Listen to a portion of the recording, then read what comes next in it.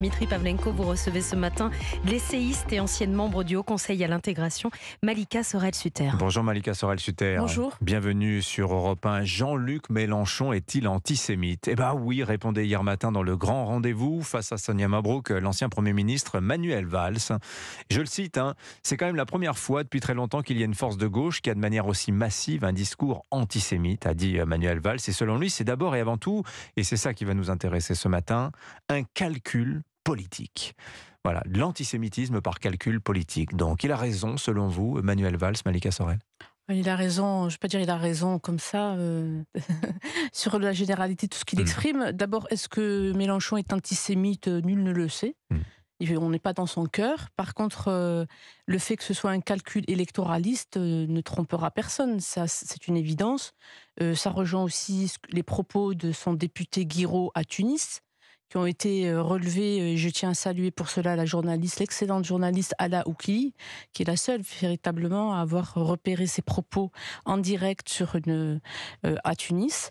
Et ils font un calcul électoraliste parce que depuis un certain nombre d'années, la population d'origine musulmane les politiques essaient de la courtiser. C'est ce qu'on a appelé le vote électoraliste, que moi j'ai qualifié de vote communautariste, qui conduisait au séparatisme dont Emmanuel Macron a parlé. Donc c'est une réalité.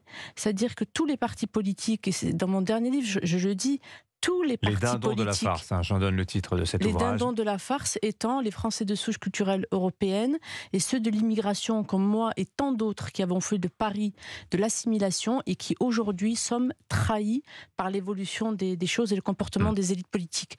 Et donc Jean-Luc Mélenchon fait comme beaucoup d'autres, il cultive le vote musulman. Et comment fait-il ? Comment procède-t-il ? Comment ça se fait très concrètement ? Quel est le but ? Et sur quoi ça repose effectivement ce calcul politique que le vote communautaire musulman peut-être est demain celui qui pourrait projeter Jean-Luc Mélenchon à l'Élysée ? Absolument, rien n'est exclu. Je pense que nous sommes désormais sur un terrain mouvant.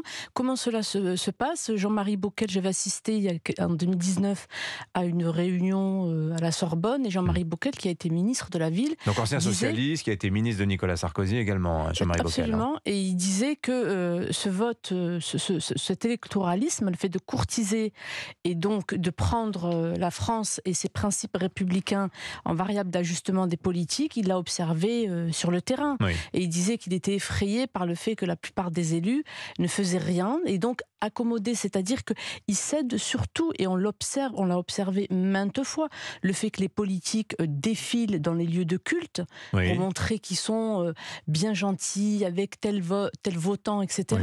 Le fait qu'on a reproché à Emmanuel Macron de se présenter à la messe donnée par le pape lorsqu'il était de passage à Marseille, par exemple. Ça fait... mais ce n'est pas le lieu d'un président de la République. Il aurait dû rester neutre, et ce n'était pas son lieu lors de la présidentielle, il s'est présenté. Et alors, si vous dites que Mélenchon est antisémite, excusez-moi, vous pouvez le dire.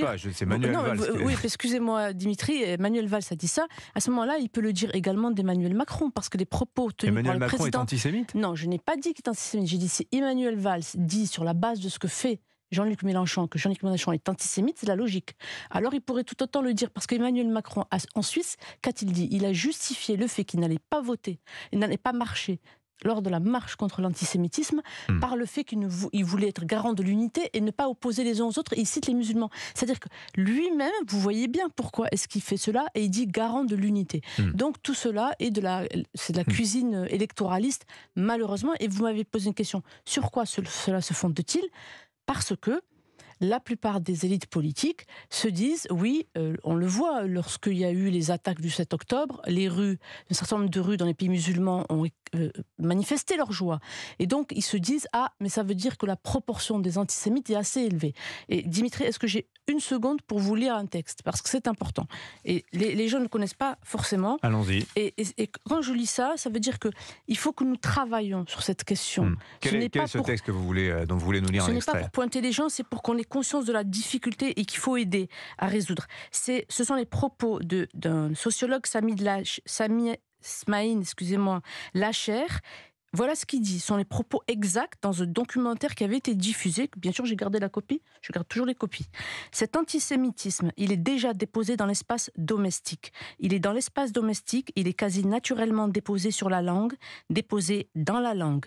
Une des insultes des parents à leurs enfants quand ils veulent les réprimander, il suffit de les traiter de juifs. Bon, mais ça, toutes les familles arabes le savent. C'est une hypocrisie monumentale que de ne pas voir que cet antisémitisme, il est d'abord domestique.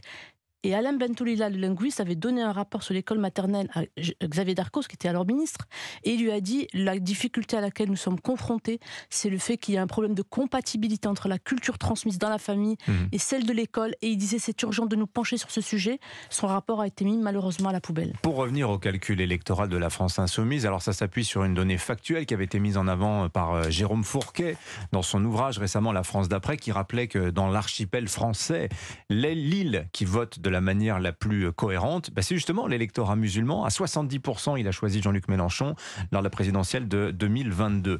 Dans une tribune publiée la semaine dernière dans le Figaro, Malika Sorel-Sutter, vous rappelez d'ailleurs que le fondement théorique de cette stratégie de séduction du vote arabo-musulman, c'est la fameuse note de 2012 de Terra Nova. Alors cette fameuse note, qu'est-ce qu'elle dit? Parce qu'elle est souvent citée, elle est rarement lue, elle met en avant le nouvel électorat que devrait conquérir la gauche, qu'elle appelle la France de demain. C'est quoi la France de demain pour cette gauche il y a 10 ans Alors, Terra Nova avait, de manière très cynique, posé tous les chiffres sur la table, expliquant quelle était la progression démographique, mettant en évidence qu'en 5 ans, les pouvoirs politiques, donc de droite comme de gauche, il ne faut pas non plus stigmatiser, entre guillemets, que la gauche, le problème beaucoup plus profond et grave, il y avait entre 500 000 et 750 000 naturalisations qui étaient faites, et que beaucoup de ces naturalisés sont musulmans et ils votent naturellement à gauche. Mais je veux rendre hommage tout de même à des chercheurs à Sciences Po, Vincent Tiberge par exemple, qui avait écrit bien avant Jérôme Fourquet sur ce sujet, pointant l'homogénéité du vote musulman, contrairement aux autres segments de la population. Et donc, nous n'avons pas, et Vincent Tiberge, c'était en 2004 ou 2005, et donc il y a eu un déni, un refus de voir la difficulté, et je ne peux pas terminer sans dénoncer le projet de loi immigration qui vient à l'Assemblée nationale et pour laquelle le Sénat, pour moi, a capitulé. Il ne faut pas céder. Donc je demande aux députés aujourd'hui, parce que l'heure est grave, de ne pas céder et de ne pas continuer à alimenter la fracture en bafouant l'autorité de l'État, parce que c'est l'État qui s'apprête à dire « Vous avez fraudé la loi française, nous allons vous donner une récompense ». C'est d'une gravité absolue, l'heure est grave, il faut que les députés assument leurs responsabilités. Sur le point précis de la régularisation des sans-papiers dans les métiers en tension. Merci Malika Sorel-Sutter d'être venue au micro d'Europe 1. Je rappelle le titre de votre dernier ouvrage, Les dindons de la farce. Bonne journée à vous. Bonne journée.